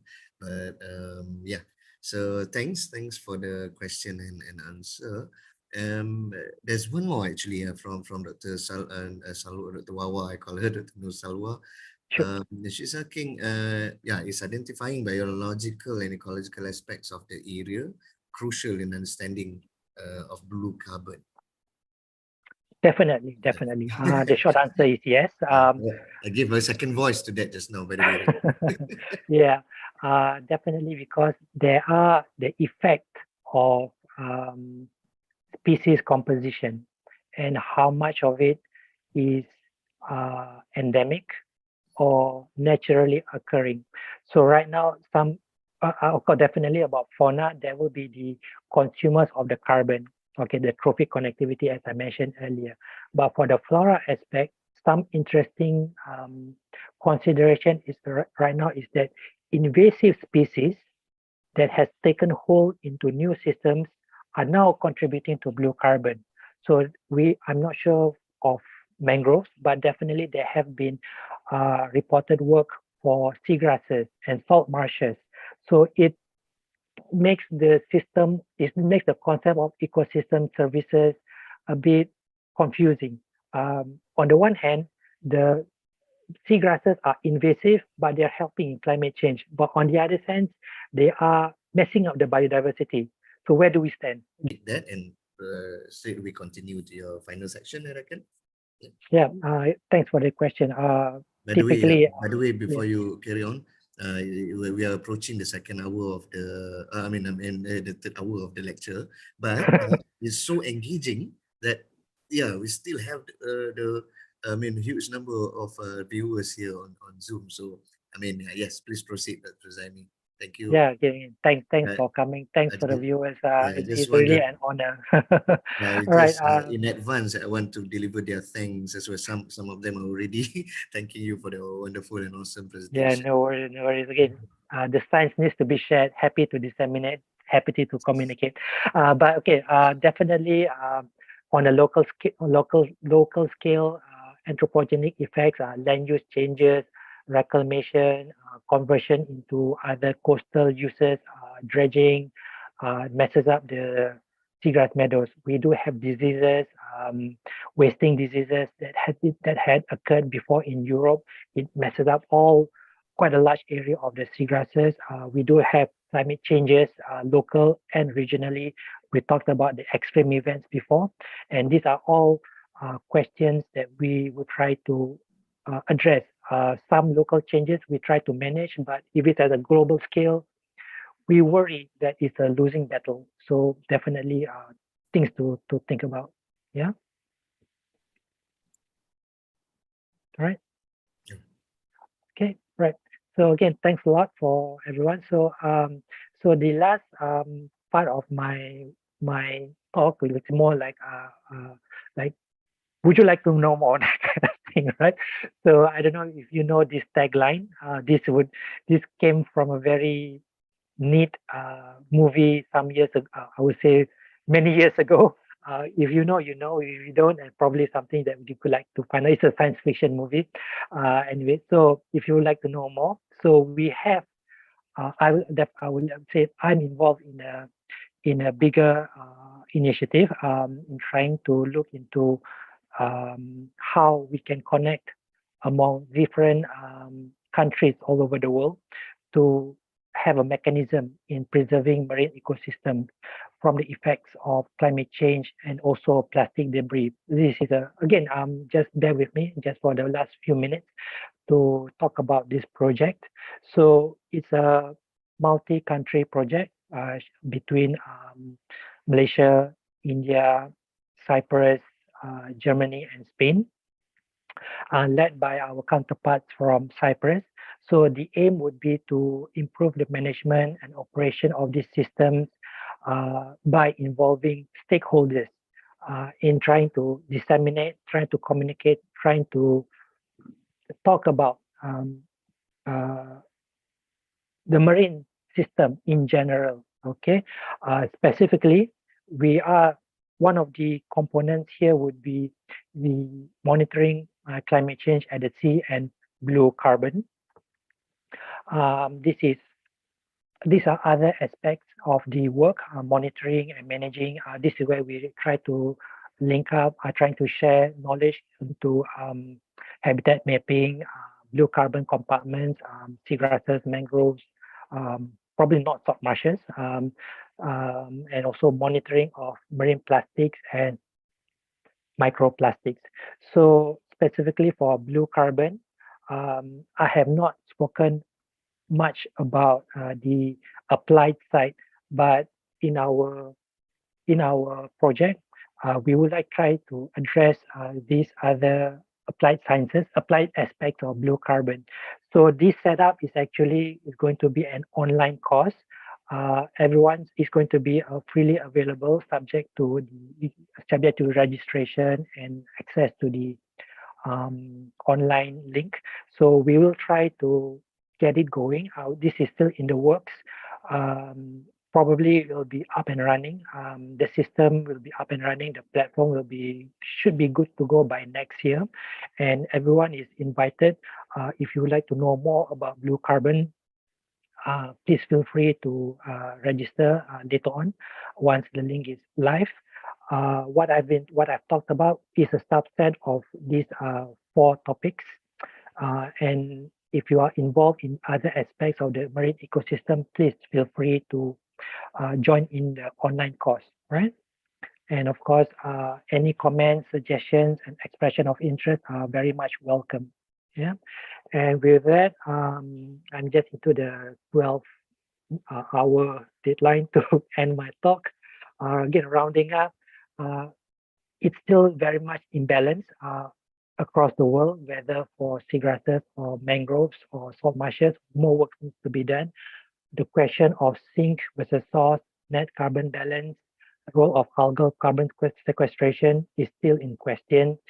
There are the effects of the carbon losses via natural or land conversion, via emissions or equivalent losses needs to be quantified, and also how much of it is the lack of sequestration.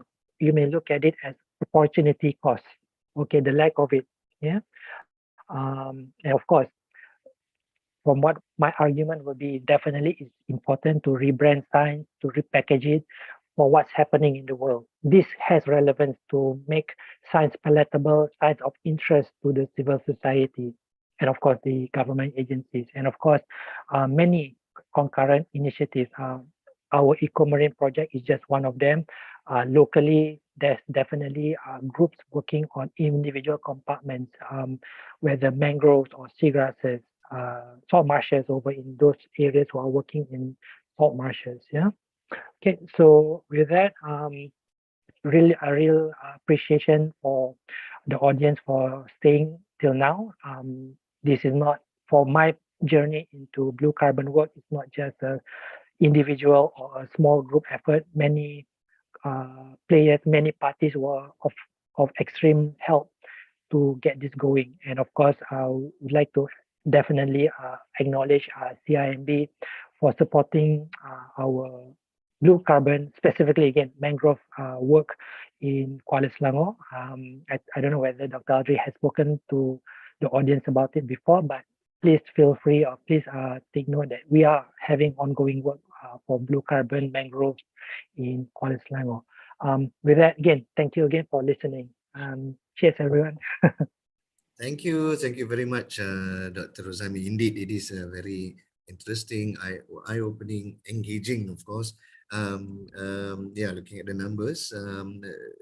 Yeah, Dr. Harinder, one of our good friends and regular, just left, but he says thank you very much for the presentation.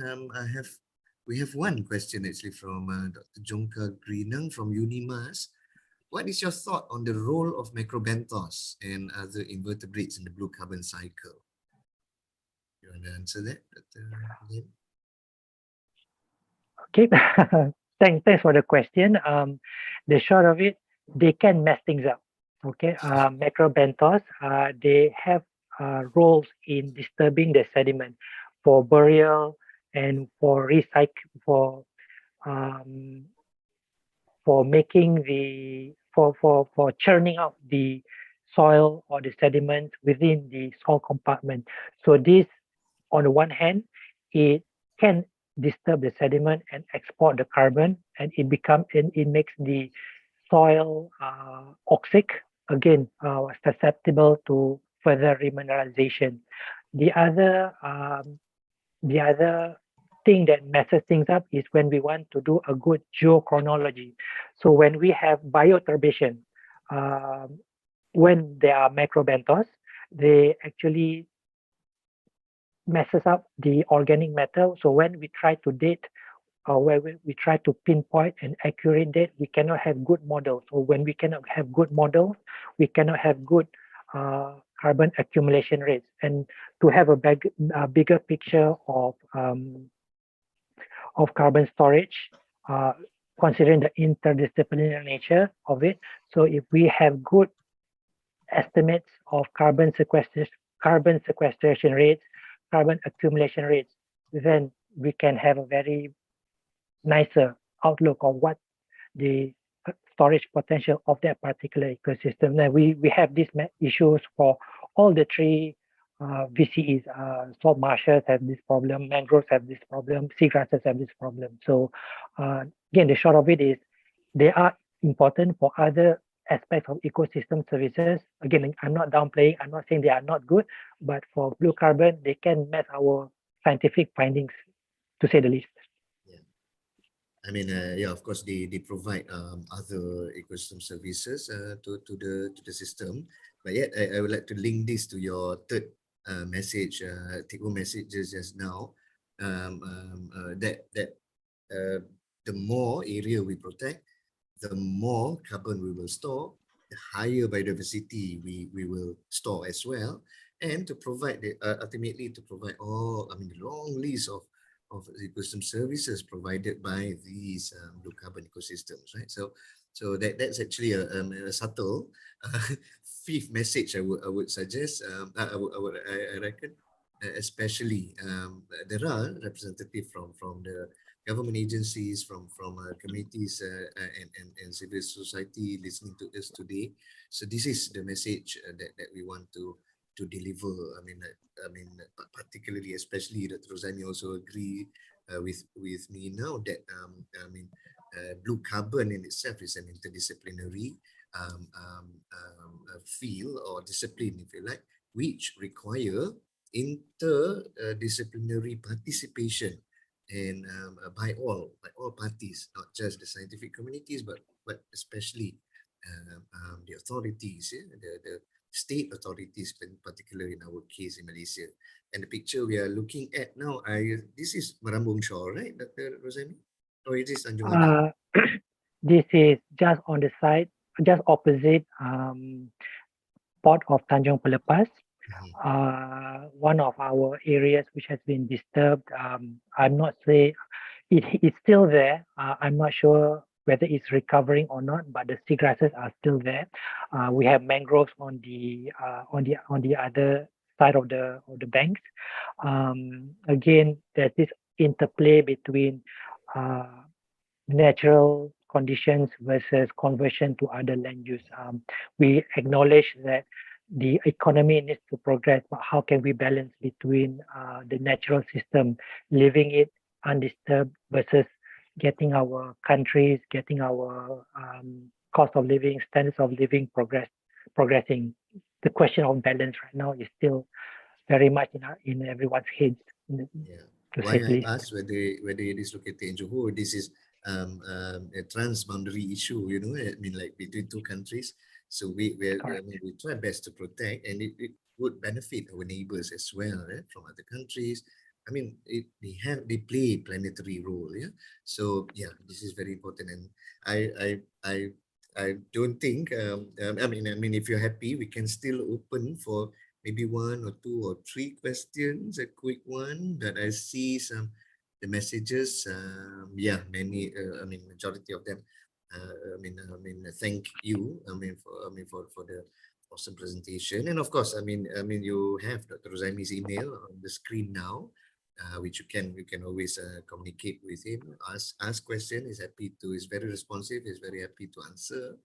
And again, and thank you for highlighting so many. Like some of the work that are ongoing in Malaysia, and of course, I'm pretty sure many of us agree that it is still not as comprehensive as we would like it. So a lot of support actually from particularly the government authorities, and of course we scientists have to work hard also to find research grants, for example, to study the entire blue carbon ecosystems in Malaysia. It is still very patchy, I have to highlight. As for mangrove, for example, there are several sites with some data, and of course in seagrasses as highlighted by Dr. Rozaimi, and of course the other components of ecosystems or other types of ecosystem that we've mentioned earlier still fairly unexplored in Malaysia. So without a holistic or comprehensive data, we may not be able to provide a good representative information or data to be reported to NEC, one, and to be part of a global network, second, and hopefully, and it could be a lack of input to come up with, for example, policies relating to blue carbon or carbon credit mechanism or payment for ecosystem services. So there you go. Support. We are here. The scientists are here. Yeah, all throughout the university. Through this platform, we start communicating. We discussing of a potential research collaboration. Yeah, and of course it is starting. But yeah, let's do more together. Yeah. So again, on behalf of the Malaysian Mangrove Research Alliance and Network, MyMangrove, we thank Dr. Rozaimi for your time, for your energy. Yeah, I know you just came back from travel. Many of you know that we usually have our session at mid-month, but he was traveling all over, and I tried to chase him, but I couldn't get any visa to travel just yet. No, just kidding. But yeah, okay. So so thank and then I would like to also thank everyone's watching. Joining us on Zoom and as well as on YouTube, for your active participation and as well as interest in this topic. And please spread the news, spread whatever new knowledge that you've gained today. and also please continue to communicate with all of us. Yeah. I would like to, Dr. Rozaimi, if you can quickly just unshare your screen so I can, thank you very much. So I can just quickly show the poster up. And yes, so next we will have,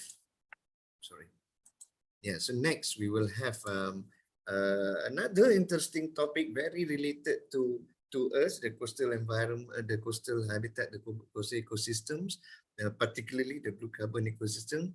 We're going to speak with Dr. Louisa Ponampalam and Dr. Vivian Quid from Maraset. Yeah? So we will be listening about marine mammals, we will be listening about cetaceans, yeah, in mangroves and coastal ecosystems. So stay tuned for the updates. Yeah? And the last request is to invite everyone to please turn on your camera to capture this memory of MyMangrove monthly discourse with Dr. Rozaimi. And I see Jason. Hi, how are you, Jason? Thank you for joining us. And I see many familiar names with us today. We have representative from Department of Fisheries. We have representative from CATSA. We have representative from the ministries and universities. Thank you very much. And Giovanna from UMT. Hi, how are you? All right, so let's give like another 10 to 15 seconds for you to turn on camera. This is a routine we do for MyMangrove Discourse, but I'm seriously sorry to Dr. Siti Aisyah, the last month edition. I somehow skipped the SOP and we missed the group photo taking with Dr. Siti Aisyah. So that's the only one missing. Maybe we can redo it again sometime soon. Anyway, all right. So let's just quickly, all right. Okay, last chance, another 3 seconds for you to turn on your camera. 1, 2, 3, or maybe 2, 8. Another second. Okay, 1, 2, 3. All right, thank you very much again. So, take care and goodbye and happy mangroving. Take care, everyone. Thank you.